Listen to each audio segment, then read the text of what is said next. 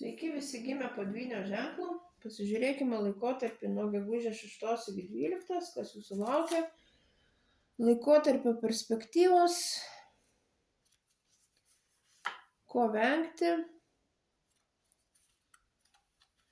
ir patarimas jums.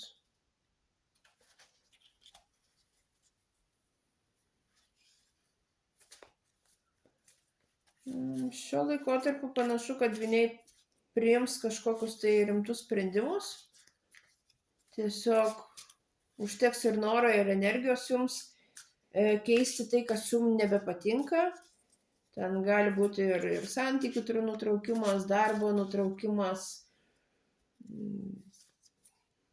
šiaip kažkokių tai jūsų esamų situacijų išsprendimas ir tiesiog jų palikimas ir išėjimas iš tų vietų, kur jums yra jau nebekomfortiška.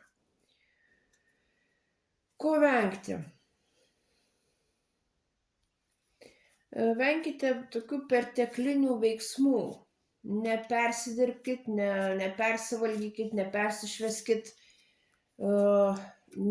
neužsisėdėkit kažkokiose tai emocijose, neužsisėdėkit namuose, tiesiog išsilaikykite tą tokį viduriuką, kad neprisidarykit savo visko per daug.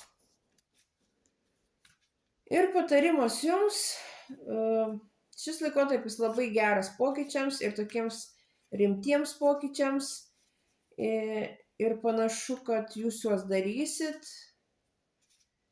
priimsit lemtingus sprendimus ir tiesiog užteks jums tiek ryžto, tiek jėgų pereiti į visai kitą lygį.